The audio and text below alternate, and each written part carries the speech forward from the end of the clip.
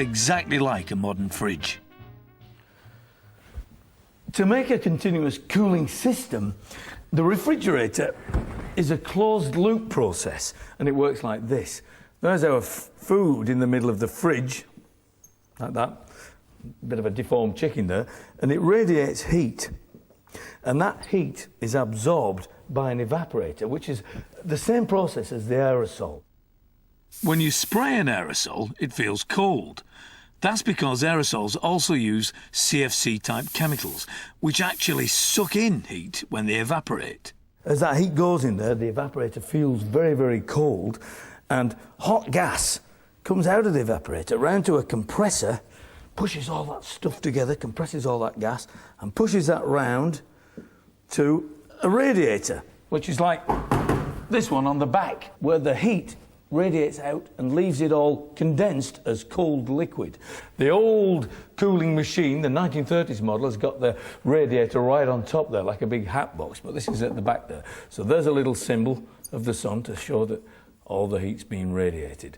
And then that comes out there as cold liquid. And that liquid comes round there and into the system again and absorbs even more heat. So all going on continuously, unlike the aerosol. But how does cold keep food fresh? That's because it's another world in there.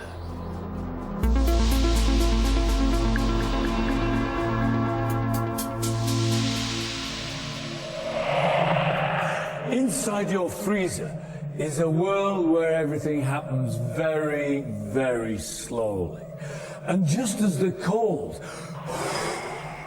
slows down your body, it slows down the bugs that make your food go off.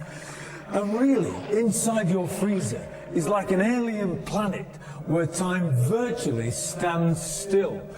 And this meat is hanging in suspended animation, just waiting for the day we defrost it and bring it back to life.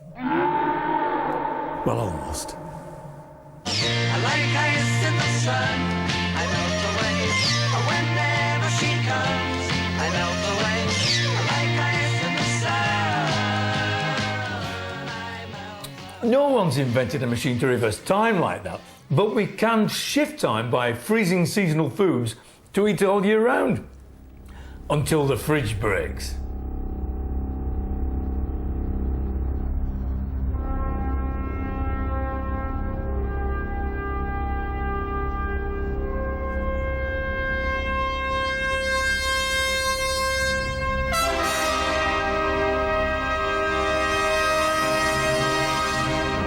It's almost beyond comprehension.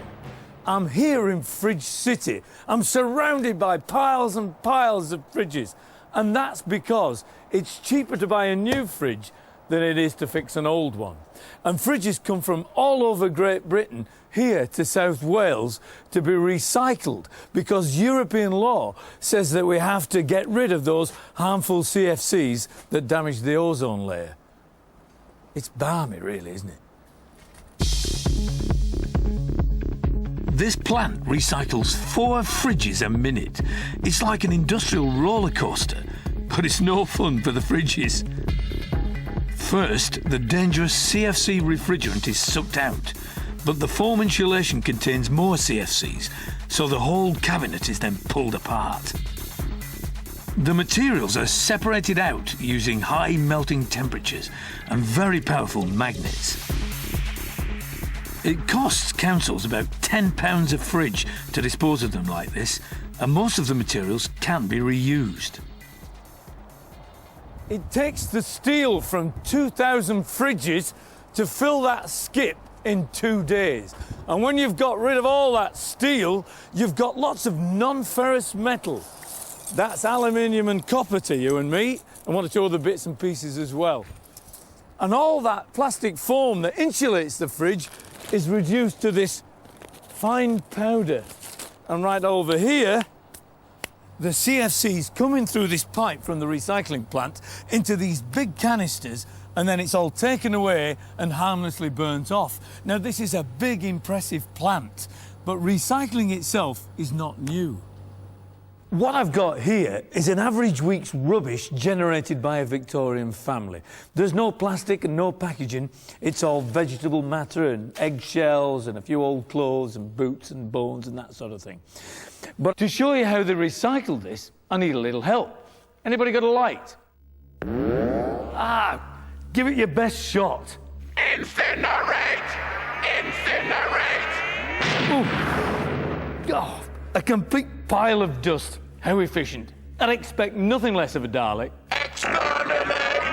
Exterminate! Now, they would have sieved this, and they would have put the ashes through this sieve like this, several shovelfuls, and the small stuff, known as soil, went away to be used as fertiliser, and the bigger stuff, known as breeze, went to the brickworks, where it was turned into building blocks, and we still know them today as breeze blocks. In order to store all that ash and dust, they needed the dustbin, like this. Do you mind if I borrow this little brother of yours? Steel, galvanised, made in the 1930s, or that's when it started anyway. Great for hot ashes, but when we stopped throwing hot ash away, we used a little plastic number like this. Same shape, same thing really. Great for packaging and plastics. And today, we throw away so much rubbish, our bins need wheels. Wheelie bins first appeared in the 1980s, and although they are designed for humans to push, from here on, machines take over.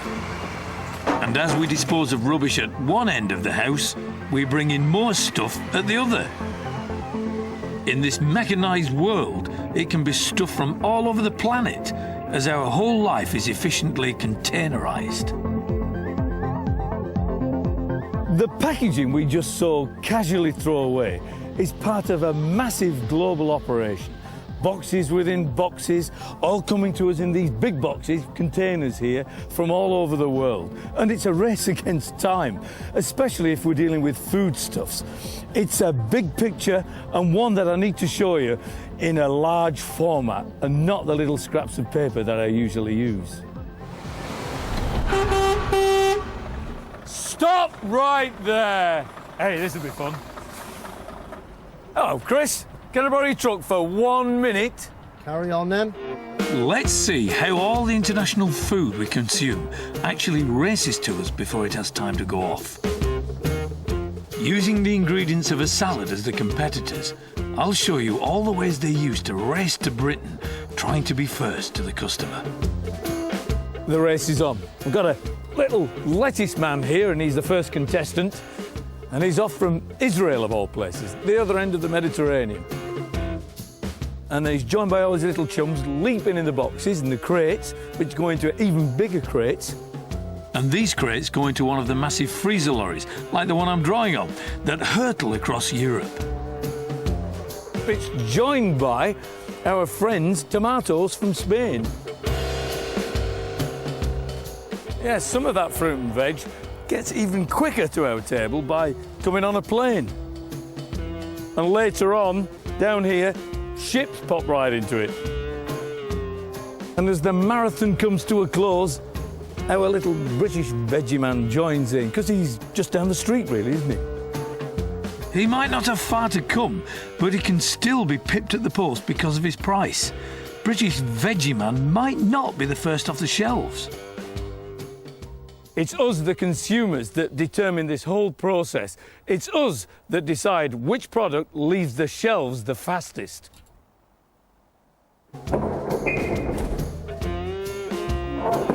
Next time you leave all that salad on the side of your plate, think of all that trouble.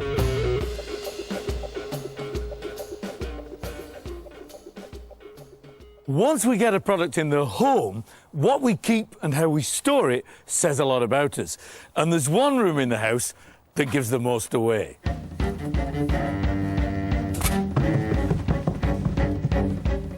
The bedroom. And for me, this is where the action is. Speaking as a designer, of course. The storage of clothes wasn't an issue in the age of servants. They did it all for you. But really, I need a valet, but I've got this valet stand instead. Now, this is an old piece of furniture that I suspect not many of you have at home.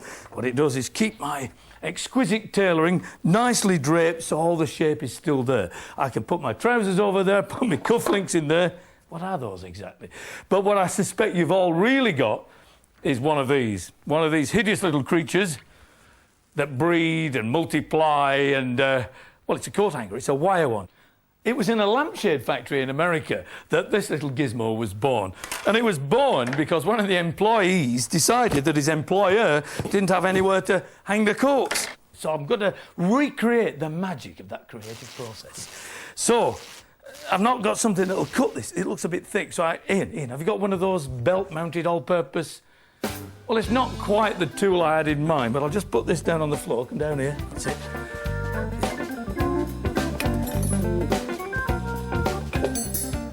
I love creativity, it's great. This moment of creation where this product was born was in 1903, and it was Albert Parkhouse that did the inventing and created and thinking sideways. And as a designer, I can feel for this, really. He had his idea stolen by his boss. The boss turned the factory over to making coat hangers, and lampshades went out the window, and Albert didn't make a penny, but his boss made a fortune. What a hang-up. Hey, what do you think of that, Alison? Do you know, I'm actually very impressed. Hey, she's impressed, and that's good, because she's a curator of historic costume. What's this, coat hanger case? No, it's actually a hat box. Let's have a look. Oh, This looks quite a gem, this, isn't it? Bit of a gem. It is, yeah. Who would have worn this, then? What rank is this? Well, this would have belonged to a lieutenant in the Royal Navy. He just would have worn it for ceremonial occasions because it's quite a late Victorian example. Is it? Yeah. We've got this one here, which is made from leather. And as you say, it does contain a top hat. And of course, you can see from the shape of the box that it's been perfectly designed for storing this hat. A fantastic solution. It's very logical, really. It is. What does it say about the way people store their clothing? Well, I think, you know, they did care for their clothes a lot more. They would have been more expensive, not like the throwaway clothes we have now. So it would have been very important to store them correctly and maintain them as well. So you put the hat in the boxes. Where do you put the boxes? On top of the wardrobe. Today's fitted wardrobes leave no space on top because there's no end to the compartmentalising inside. Look at these ties. Some people, even if I'm not one of them, still take pride in their clothes and how they store them. After all this expense and all these beautiful suits and wonderful clothes, we still hang them on these things. Now, what do you make of this? Well, I'd use it as a car aerial. And I use them to clean drains. But one has been used to save a life. The doctor who saved the life of a jumbo jet passenger at 35,000 feet has been hailed as a hero by his patient. Professor Angus Wallace, who was on his way back from Hong Kong to London, used a coat hanger in an emergency operation to drain the passenger's punctured lung. Of all the storage devices we've seen, who'd have thought that the humble wire coat hanger would have been such a lifesaver? It's amazing the number of things we decide to keep in our homes and the number of places we manage to find to put them all. And even in a modest home like this, there's still plenty of space.